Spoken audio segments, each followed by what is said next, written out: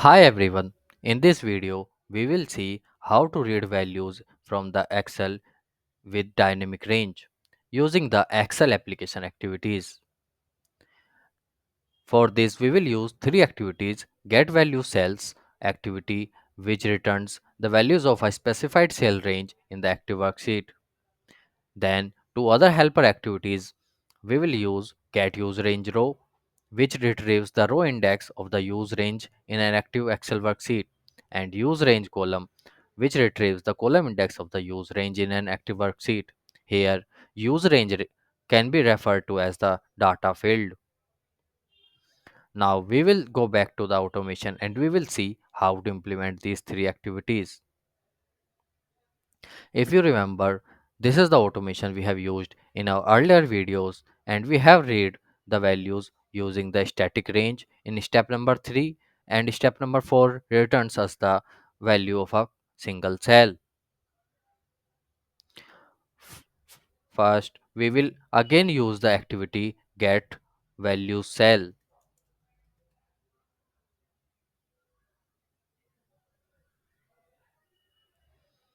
In this get value cell, we have to input the range definition, but we are not known beforehand what is the last row and last column field.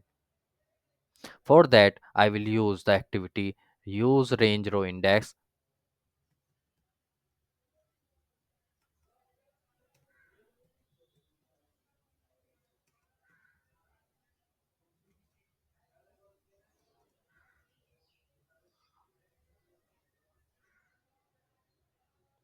and use column range column row index. Step number 5, which is get use range row, returns as the output parameter use range row index. And step number 6 returns us the output parameter use range column index. I will concatenate these two in order to form a dynamic range and give it that input inside the range definition input parameter of step number 7. In earlier steps of step number 3 and step number 4, if you see, we have inputted the range in the form of column letter preceded by row number. But here, since we are only having column indexes and row indexes by step number 5 and step number 6, we have to use another format of entering the range, which is the second format given in this description, that is 1 semicolon 5 semicolon 7 semicolon 67, where column and rows are given as indexes. So I will go to the expression editor. In double quotes, I know that Bo- both should read the values from 1 semicolon 1, that means A1.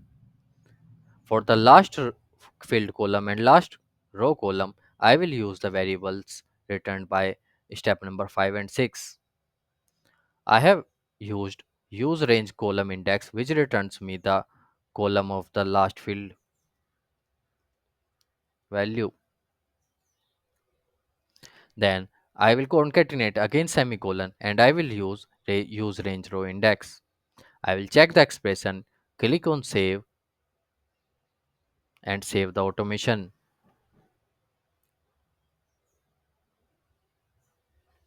I will rename the activity get or read dynamic range.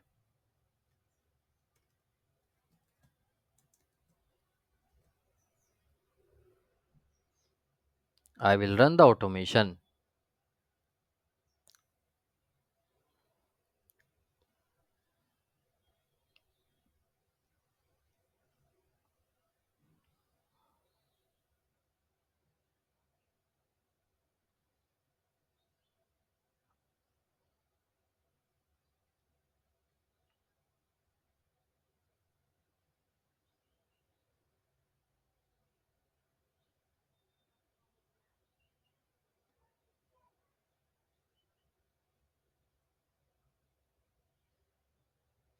If we we will see the traces of these steps and click on the step read dynamic range. It returns us the range which is used to read, that is 1 semicolon 1 semicolon 10 semicolon 4, which says that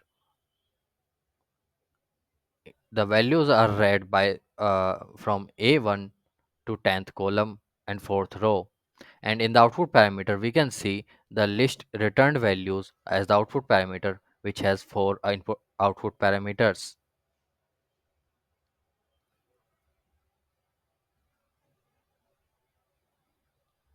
The output parameters you can see for the first row includes all the headings of the rows, and second row includes all the values. Similarly, we can see the index output parameters of step number 5 and step number 6. If we see the output parameter of use range row index, it returns 4 as the last filled row, and output parameter of use range column returns 10 as the last filled column.